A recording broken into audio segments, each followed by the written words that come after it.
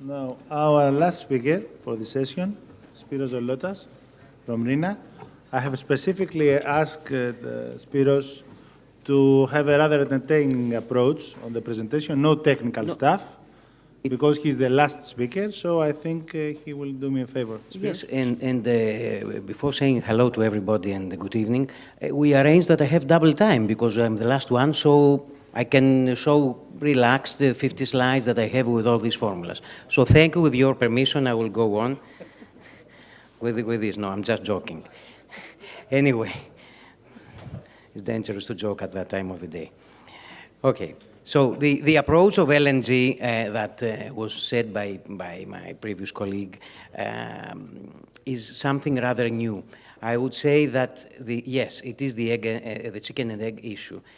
Do we need first the terminals? Do we need first the fuel? Do we have the ships? So in order to take the decision, is not only to take a decision to build a ship or to have a terminal. We need both. But what I would like to highlight quickly as possible and within the time, will be these areas, these points. The social perception is one parameter that is important. Financial issues, of course, are always involved. We are talking for investments. Regulatory and authorization aspects, logistic scenario, which is important for LNG, and of course the technical solutions that are many today. Regarding the social perception, it's clear that LNG is flammable, is dangerously cold, and then, okay, it's clean, everybody says, no, it's better than other fuel, but I don't need it in my backyard, better in another place, another city far away from me. I would only tell you an example that in Italy we are building an FSRU unit that is going to be permanently moored outside the Livorno, far away, miles away of the city.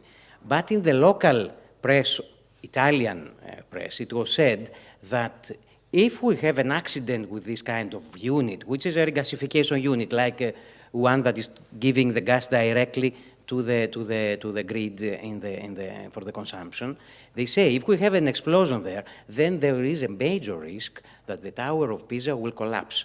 So you can imagine what would mean for Italy to have the Tower of Pisa collapsing. So many things are spoken. Who would take the decision to build and do things like that in a city, or which politician will take this kind of decisions today?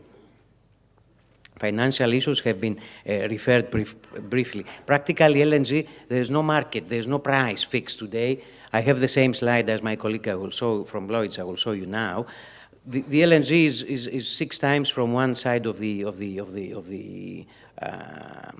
Earth to the other, so is practically no price that you can make an investment or can make a calculation on what to do. Of course, it's cheaper than the heavy fuel oil, but we will see how much cheaper it is. There are investments to be done for the gas fuel ships or for the retrofits, and of course on the logistic chain. This is the same slide. We see that from the States to Japan, we have 6 times difference in the LNG price today, which is important. On the left side, we see these US prices, the fluctuation in the last years, and on the right one, the same ones in Japan, the 6 times one to the other. You see it's about $4 per million BTU, because this is the unit, let's say, for the LNGs, not tons. In the US, while it is around 17 in Japan. We have made a nice equation here, considering a price of heavy fuel oil of $650 per ton. This corresponds, if we change tons to energy units like the BTU, it would be around $15.3 per million of BTU.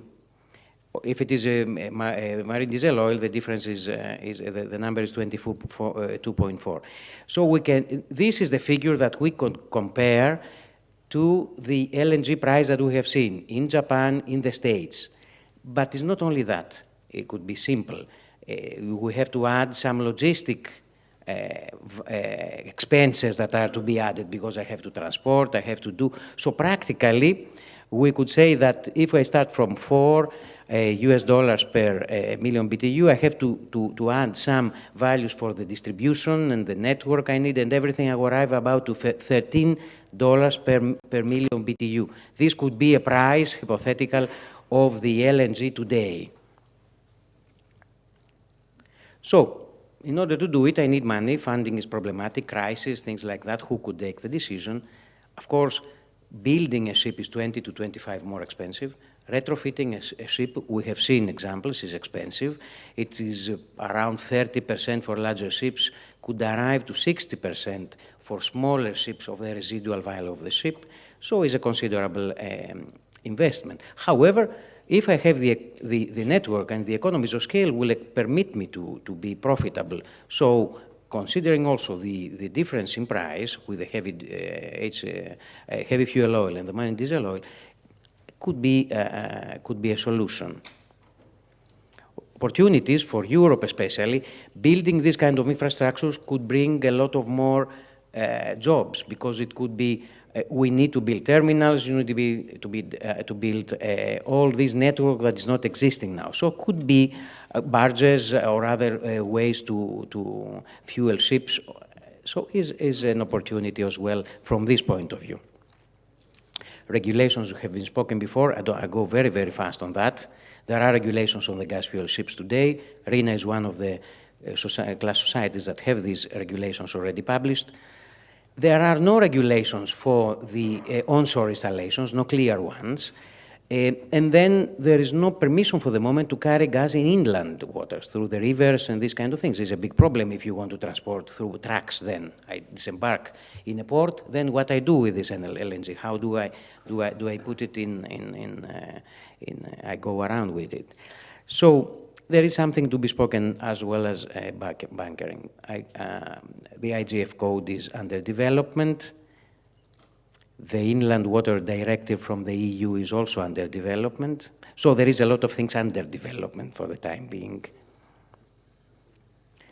This is a proposal for a bunkering installation. Coming back to the logistic scenario, we have to say that this is a very important chain of this link, because I can have the ship, I can have everything, but if I cannot do bunkering, if I cannot, what do I do? So I need storage terminals, I need trucks, I need feeder vessels, tankers, bunker tankers. I would like to give you an example coming from Italy. In Italy, there are big plants that are giving the LNG to the cities. So these are plants that are, four actually there are, two ones onshore and two others that are offshore. And these plants give at very high capacity of LNG, for high consumers like industry or the cities, etc. If I need smaller quantities, what do I do? On the contrary, on the right of this slide, you see how it is the terminals involved in Norway. You see that this is a completely different approach. Too many terminals, small ones, no big capacity, mainly storage tanks, spread all over the coastline. You see on the left side, you see the North Sea there, how many of them are. The blue ones are existing, the red ones and the yellow ones are future. On the other side, nothing.